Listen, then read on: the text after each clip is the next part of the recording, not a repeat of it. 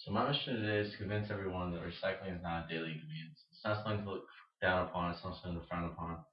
It's something that should be looked at as an opportunity to help the community, help the world, and help yourselves in general. Before we get to the facts about recycling, I want to start about where recycling came from. It wasn't a tree hugging hippie idea that was created in the 70s or the 80s. No, it was invented long before the time of mass production. In fact, mass, that's where recycling actually disappeared. It was when mass production and industrial revolution came into play. Often, when expert craftsmen of their own craft, for example, like mechanics or carpentry or such things as this, expert craftsmen would recycle their materials after they've already used them for creating, the material. They would recycle them and reuse them over and over again. This was a common practice. And once mass production became available, all these scraps left over were no longer recycled and they were thrown away. And this became waste. This developed into an idea that became a habit for every single American in the United States. It became a habit, and recycling was actually was it disappeared completely. Um, it only came back in the late 20th century due to its repercussions, and now the world is actually realizing the importance of recycling and reusing the materials. Let's talk a little bit about the stats of recycling and what the U.S. produces in terms of waste. The U.S. is 5% of the world population, yet as a nation we produce 40% of the world's waste. This is an incredibly staggering statistic and is something that is very saddening. However, it does put it into perspective. We can't change our high standard of living in the United States. However, we can take this as an opportunity to change. This is a responsibility, and we can use this as an opportunity to change the course of this earth and the course of this nation and as a whole. Um, the United States produces 300 million tons of garbage each year. We throw away enough soda pop cans to reach to the moon and back 20 times. We discard enough aluminum to rebuild the U.S. commercial air fleet 4 times over. We use 2 billion trees every year. 2,500,000 plastic bottles are used every hour, and most are thrown away. 25 billion styrofoam cups are thrown away every year. Rainforests and forests are cut down at 100 acres every minute.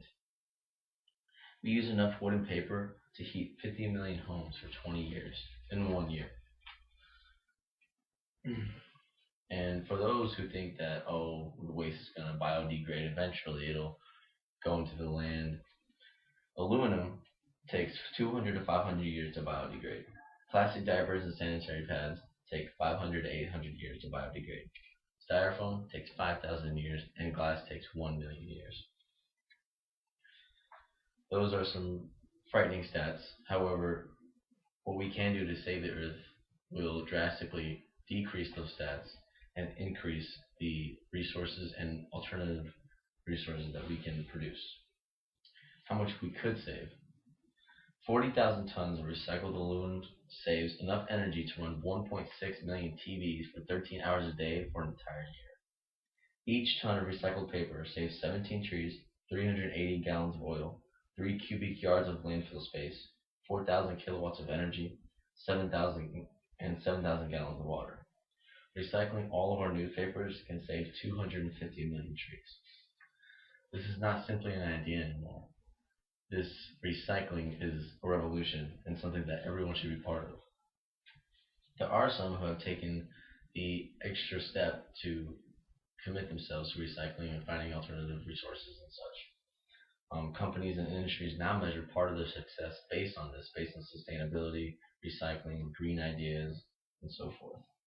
Waste Management Inc., for example, North America's leading provider of integrated environmental solutions, they have already created a bunch of different things to help the environment. One being they've found a way to convert the waste landfill into an energy source. The way this works is waste landfill produces methane gas. They use collection wells to collect all the methane gas and use this gas for energy. It's a very simple idea, but it is a revolutionary one. It's something that is taken up very quickly, as is it's popular. This is not a tree hugger spill. This is now everyone's responsibility. We're simply using old habits to assist a new world. Companies, communities, projects, organizations, they all are contributing to the recycling, but every individual needs to recycle. Every individual needs to do this because it will help the earth, it will help you, it will help your community, it will help everything, everyone and everything. Present waste cannot be the problems of the future. We need to settle down and realize that the future of our children are in the course of this earth, and without recycling, without alternative energy, without the effort, the future is not there. There's no end to the aid that we can provide to have a cleaner earth and a cleaner future. Hope you enjoyed the speech, and more importantly, I hope you recycle. Thank you so much.